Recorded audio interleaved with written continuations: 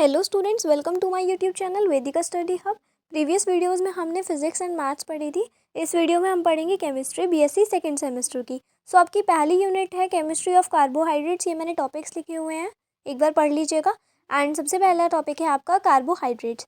तो कार्बोहाइड्रेट्स क्या होता है? आपका हाइड्रेट्स ऑफ कार्बन। ठीक है, कार्बोहाइड्रेट्स, कार्बो मतलब कार्बन एंड हाइड्रेट्स मतलब वाटर। ठीक है, तो हाइड्रेट्स ऑफ कार्बन। सो इसको कैसे डिनोट करते हैं हम? CxH2O।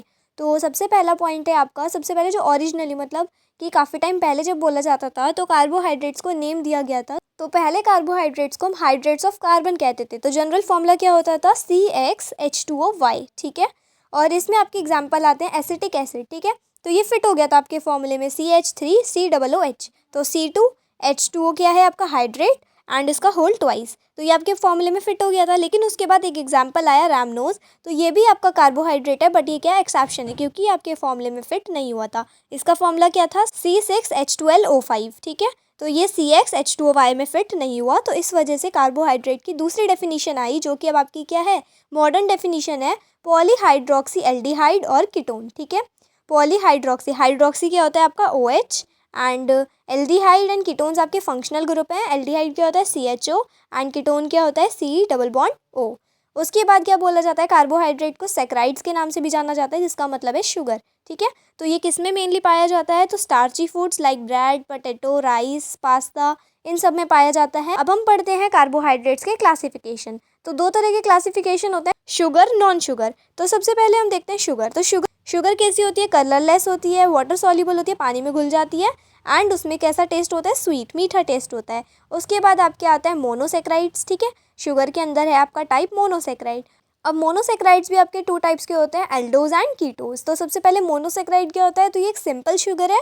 ठीक है, जिसे आप फर्दर हाइड्रोलाइज नहीं कर सकते। फर्दर हाइड्रोलाइज का मतलब क्या है? देखो, मैं आपको एक बेसिक एग्जांपल समझाती हूँ। लाइक आपका एक ब्रेसलेट है। ठीक है, वो बहुत सारे मोतियों से मिलके बना है। तो अब ब्रेसलेट है, तो उसमें बहुत सारे मोती हैं, तो मोती का जो एक दाना है वो क्या है आपका? मोनोसेक्राइड। ठीक है, अब उसके बाद आप उसमें 2-3 दाने जोड़ दोगे और बहुत सारे। ठीक है, तो वो थोड़ा सा रिंग टाइप बन जाएगा, इतना आ जाएगा कि आपकी फिंगर में आ जाए। ठीक है, तो फिर वो क्या बन जाएगा?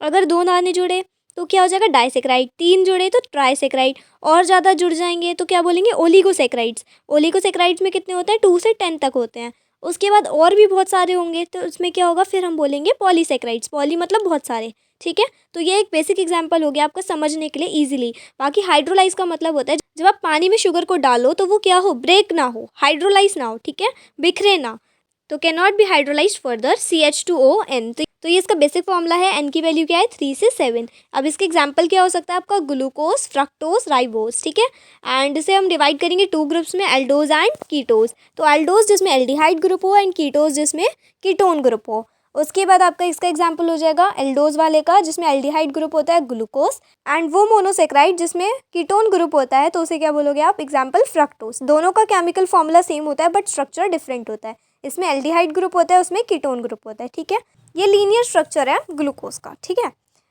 अब देखो नेक्स्ट, कीटोज में लिखा है जिसमें कीटोनिक ग्रुप हो। ठीक है, और ये भी मोनोसेक्राइड है।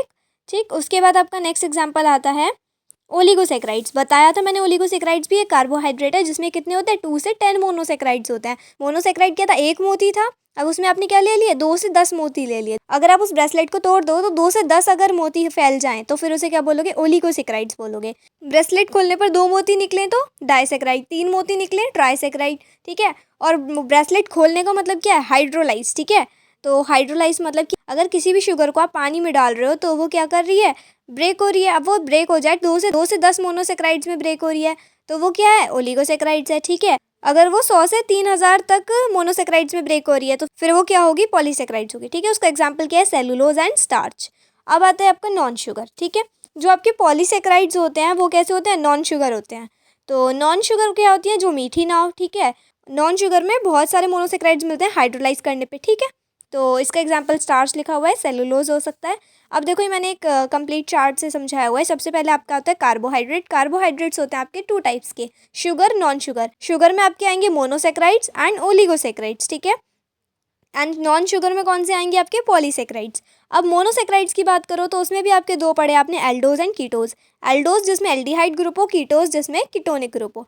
ओलिगोसेक्राइड जिसमें 2 से 10 तक मोनोसेक्राइड्स मिले ब्रेक होने पर। ठीक है, हाइड्रोलाइसिस पर। और पॉलीसेकेराइड्स में आपको कितने मिलेंगे, 100 से 3000 तक मिल सकते हैं मोनोसेकेराइड्स, अगर आप उसे हाइड्रोलाइज करो, अगर आप नॉन शुगर को हाइड्रोलाइज करोगे। तो पॉलीसेकेराइड्स क्या है, नॉन शुगर है।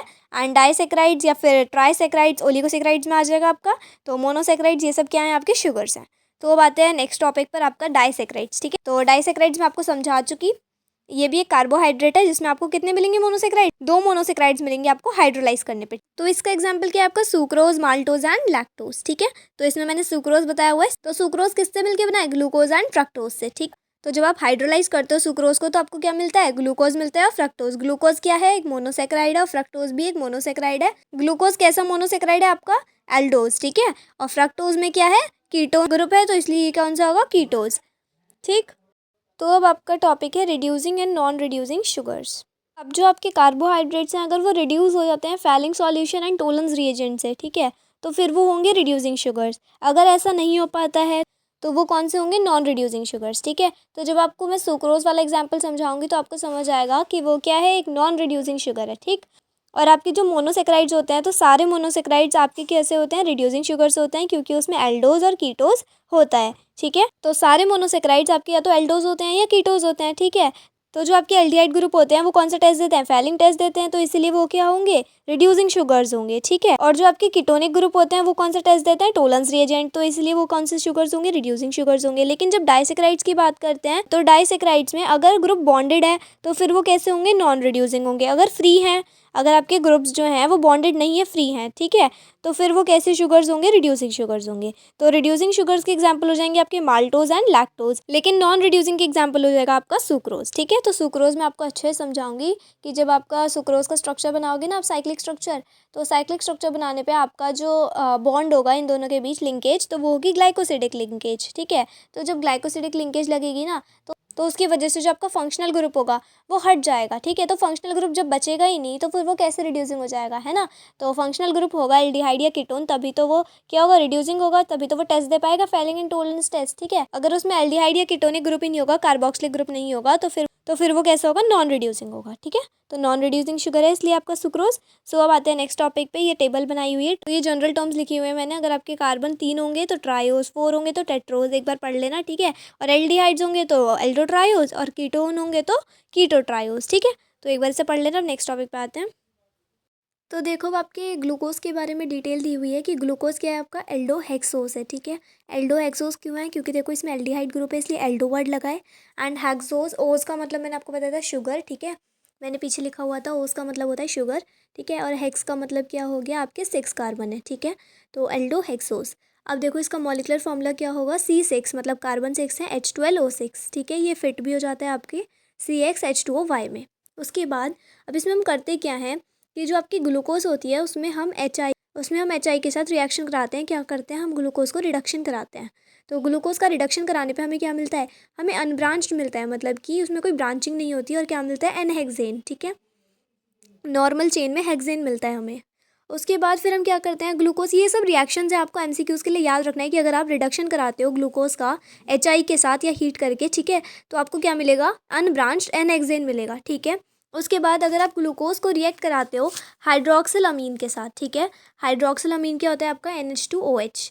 ठीक है, तो जब आप इसके साथ कराओगे तो आपको क्या मिलेगा, ऑक्साइम मिलेगा। अगर आप ग्लूकोज को अगर आप हाइड्रोजन साइनाइड से कराते हो तो आपको क्या मिलेगा, साइनोहाइड्रिन। तो आपको दोनों रिएक्शन याद रखनी है। इससे आपको पता क्या चला, तो इससे आपको ये पता चला कि जो आपका ग्लूकोज है उसमें क्या है, कार्बोनिल ग्रुप प्रेजेंट है। ठीक है, तो कार्बोनिल ग्रुप की प्रेजेंस को पता करने के लिए आपने ये रिएक्शन करी।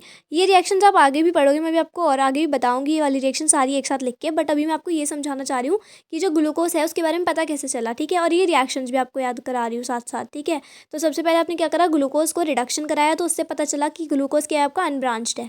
अनब्रांच्ड पता चल गया, स्ट्रेट चेन है मतलब। ठीक है, उसके बाद आपने क्या करा, हाइड्रोक्सिल अमीन से कराया या फिर साइनोहाइड्रिन से रिएक्शन कराई, किसी भी एक से रिएक्शन कराओगे। ठीक है, हाइड्रोजन साइनाइड, सॉरी, अगर आप ग्लूकोज को हाइड्रोक्सिल अमीन से या फिर हाइड्रोजन साइनाइड से रिएक्शन कराओगे तो आपको क्या मिल रहा है, आपको ये पता चल रहा है कि आपका जो ग्लूकोज है उसमें क्या है, कार्बोनिल ग्रुप प्रेजेंट है। उसके बाद आप ग्लूकोज को क्या कराओगे, ऑक्सीडाइज कराओगे या फिर ब्रोमीन वाटर से रिएक्शन।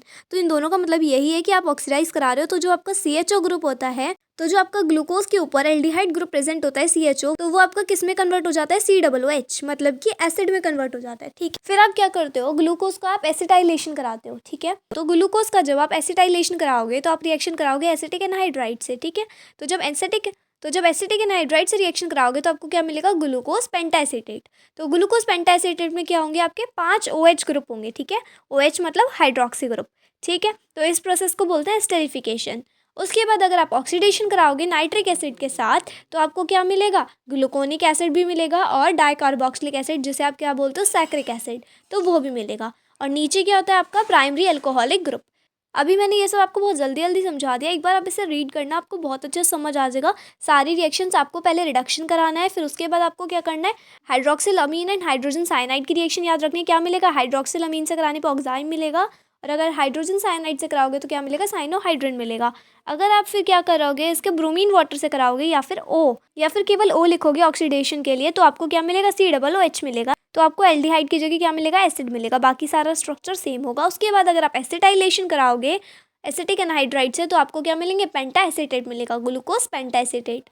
उसमें क्या कंफर्म हो जाएगा कि आपके ग्लूकोज में 5 OH ग्रुप प्रेजेंट है। उसके बाद आप क्या कराओगे, नाइट्रिक एसिड से स्ट्रॉन्ग ऑक्सीडेशन कराओगे तो उससे वो किस में कन्वर्ट हो जाएगा, सैक्रिक एसिड में। तो देखो नीचे एक MCQs भी लिखा है कि आपका किस रिएजेंट से ग्लूकोज को रिएक्ट कराओ जिससे आपको सैक्रिक एसिड मिल जाए। तो ये आपके MCQs में आ सकते हैं इस टाइप के क्वेश्चन। तो आप किससे रिएक्ट कराओगे, नाइट्रिक एसिड से, जिसमें क्या होता है, स्ट्रॉन्ग ऑक्सीडेशन होता है। देखो उसके बाद एक चीज़ और, क्या चीज़ आपको रेड कलर देगी, फैलिंग सॉल्यूशन से रिएक्ट कराने पर, तो आपको ग्लूकोज। ठीक है, क्योंकि ग्लूकोज ही आपको फैलिंग सॉल्यूशन से रिएक्ट कर पाता है, बाकी नहीं कर पाते।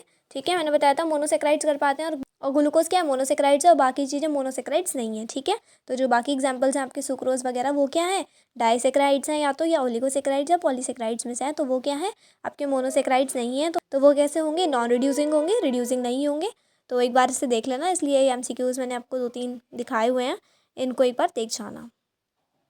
तो आज के लिए इतना ही, मिलते हैं नेक्स्ट वीडियो में न्यू टॉपिक्स के साथ। So thanks for watching. अगर वीडियो पसंद आए तो लाइक, शेयर एंड सब्सक्राइब कर लीजिएगा चैनल। अगर आपने व्हाट्सएप चैनल अभी तक भी ज्वाइन नहीं किया है तो आपको लिंक डिस्क्रिप्शन में मिल जाएगी, ज्वाइन कर लीजिएगा। Bye guys.